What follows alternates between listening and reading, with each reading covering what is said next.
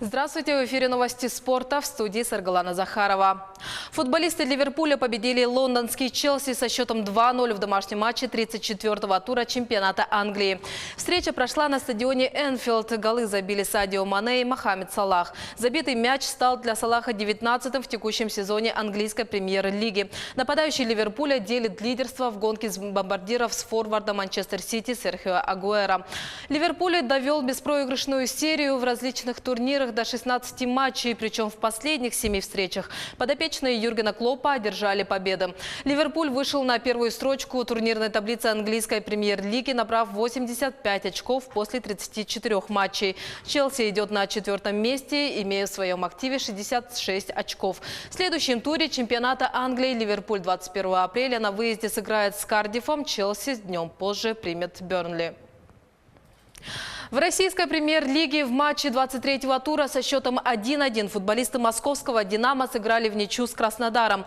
Встреча прошла на арене «Химки». В составе москвичей гол забил Евгений Марков. У гостей отличился Вандерсон. Это уже 5-й проигрыш подряд у москвичей. В последний раз подопечные Дмитрия Хохлова побеждали 3 марта в матче против Уфы.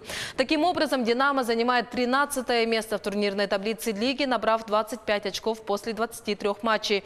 Краснодар идет третьим, имея в активе 42 очка и уступая московскому «Локомотиву» по результатам очных встреч. В следующем матче «Динамо» на домашнем поле встретится с самарскими «Крыльями Советов». Краснодар дома сыграет с лидером чемпионата петербургским «Зенитом». Обе встречи пройдут 20 апреля. Якутянин Василий Егоров стал бронзовым призером Кубка мира по боксу. Соревнования завершились в Кёльне. Сборная России с 5 золотыми медалями возглавила командный зачет. Подопечные Эдуарда Кравцова стали сильнейшими в весовых категориях до 57, 60, 69, 91 и свыше 91 килограмма. В весовой категории до 52 килограммов Россию представили 2 спортсмена. Трехкратный чемпион России, двукратный чемпион Европы якутянин Василий Егоров и двукратный чемпион России Вадим Курдяков. Воспитанник якутской школы бокса Василий Егоров в первом бою победил монгольского боксера, но в следующей встрече уступил хозяину ринга, призеру Европейских игр в Баку, участнику Олимпийских игр в Рио-де-Жанейро Хамзата Уба. Российские скалолазы завоевали 2 серебряные медали Кубка мира. Соревнования завершились в воскресенье в Москве на скалодроме ЦСКА. В течение 3 соревновательных дней были разыграны награды в 2 дисциплинах – на скорость и в болдеринге. Сборная России выступала на домашнем этапе в сильнейшем составе, однако не сумела полностью проявить свой потенциал. Медали были завоеваны лишь в соревнованиях на скорость. Серебряные награды завоевали Владислав Диулин и Юлия Каплина. Как отметил президент Федерации скалолазания России Дмитрий Бычков, российские спортсмены будут претендовать на медали Олимпийских игр в Токио. Напомню, что этот вид спорта дебютирует в программе Олимпиады на соревнованиях 2020 года в Токио.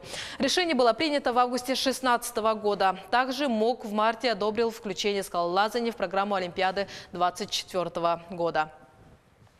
Тем временем скалолазание набирает популярность и в Якутске. В эти выходные в столице республики открылся еще один скалодром. На этот раз на базе 19-й школы. В честь события организовали соревнования на трудность. Подробности у Юлии Великодной.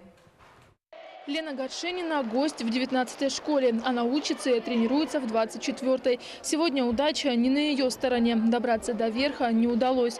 Но она не отчаивается. На скалолазание у нее большие планы. Вот там было трудно лезть, потому что у меня, во-первых, кроссовки скользили, я не одела скальники и поставила неправильно левую ногу. И что произошло? И я сорвалась. Да, хочу стать чемпионкой по всему миру.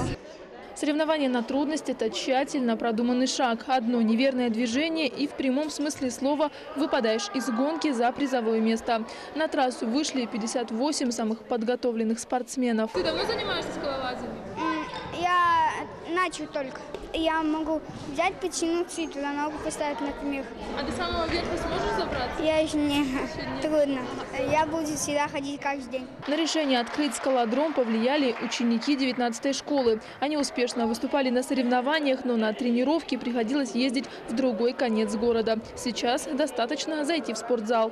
Спрос раздирает предложение, поэтому много детей, начиная буквально с начального звена, со 2 класса там у нас ходят, и заканчивая вот старшеклассниками. Сооружение не очень большое, подходит для тренировок начинающих скалолазов. В Якутске на базе 3 школ есть скалодромы, и все они отличаются рельефом. Это, я бы сказал, больше тренажер, но при этом есть какие-то элементы, такие как карниз, которых нет во 2 школе. И поэтому это очень хорошо, что дети будут иметь возможность здесь самостоятельно тренироваться. Это будет еще один центр развития скалолазания в городе Якутске. Скалолазание считается самым бюджетным видом спорта. Все, что нужно для этого – скальные туфли и страховка. Новый скалодром открыт для посещения всех желающих. Юлия Великодная, Павел Пахомов, Якутск. Новости спорта. Всего доброго.